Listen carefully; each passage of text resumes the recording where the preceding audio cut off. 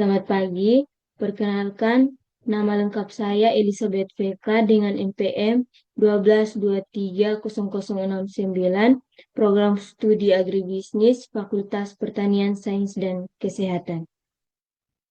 Di sini saya akan membahas tentang cara menghitung nilai PBP dan BEP. Berdasarkan hasil penelitian yang dilakukan untuk membangun industri pengolahan hasil pertanian, diketahui dana sebesar 30 juta dialokasikan selama 2 tahun, yaitu tahun persiapan 20 juta, tahun persiapan 20 juta, dan tahun pertama adalah 10 juta. Kegiatan pabrik dimulai setelah 2 tahun kedua dari pengembangan konstruksi. Jumlah biaya operasi dan pemeliharaan berdasarkan rekapitulasi dan berbagai biaya pada tahun kedua sebesar 5 juta.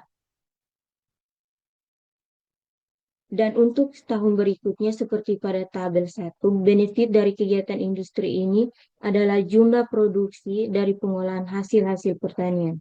Kegiatan produksi dimulai pada tahun kedua, jumlah penghasilan 10 juta, sedangkan tahun-tahun berikutnya seperti terlihat pada tabel 1 ini, apakah rencana pembukaan industri pengolahan lahan layak atau tidak. Langsung saja, untuk mendapat nilai dari total cost, itu menggunakan rumus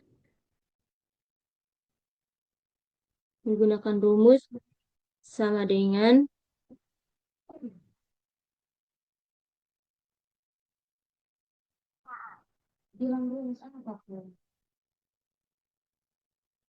sudah susu keluar. Sudah.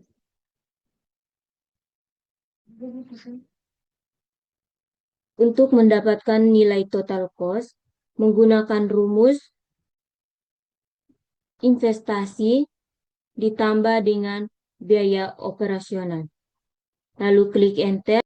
Yang pertama, kita akan menghitung biaya total cost. Itu didapat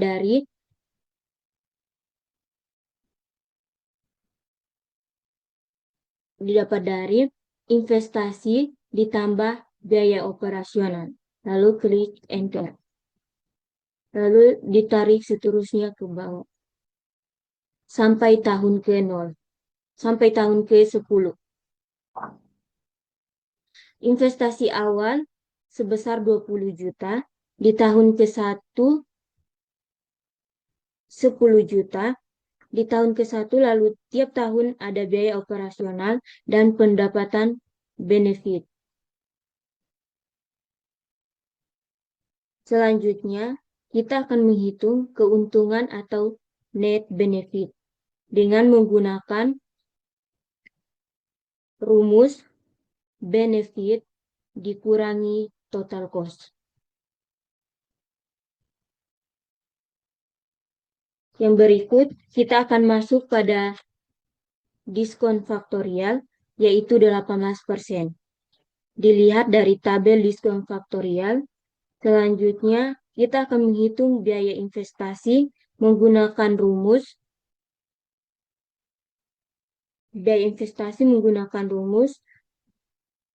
benefit dikali dengan diskon faktorial. Selanjutnya, untuk mendapatkan TCI menggunakan rumus total cost dikali dengan diskon faktorial.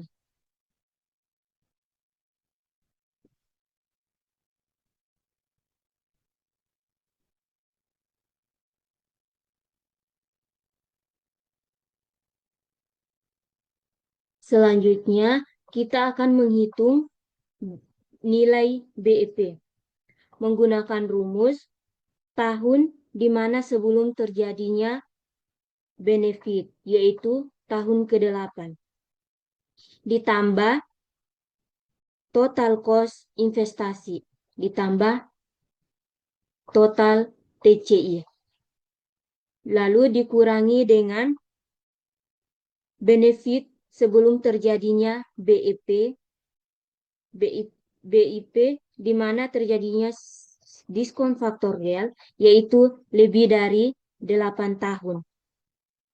Yaitu artinya tahun ke-9 dapat dari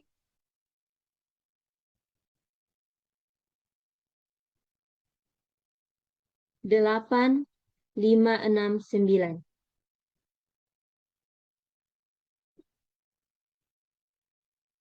Jadi BEP-nya adalah 8 tahun 12 bulan. Yang berikut kita akan menghitung nilai PBP, di mana PBP adalah jangka waktu tertentu yang menunjukkan terjadinya arus kas penerimaan kas inflow yang secara kumulatif sama dengan jumlah investasi dalam bentuk present value. PBP digunakan untuk mengetahui berapa lama proyek dapat mengembalikan investasi. Dan soal yang sama, di sini kita ketahui PV investasi didapat dari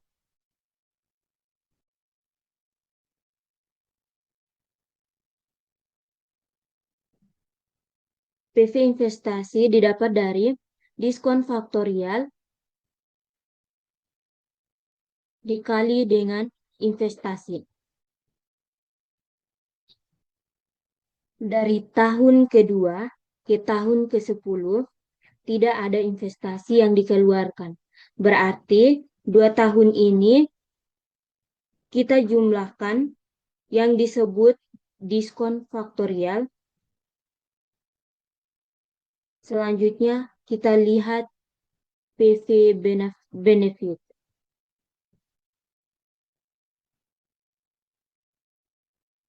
Yang sudah didiskon faktorialkan dengan rumus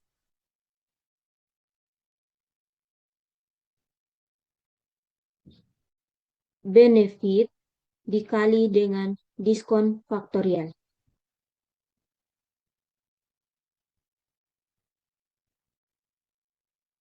Selanjutnya,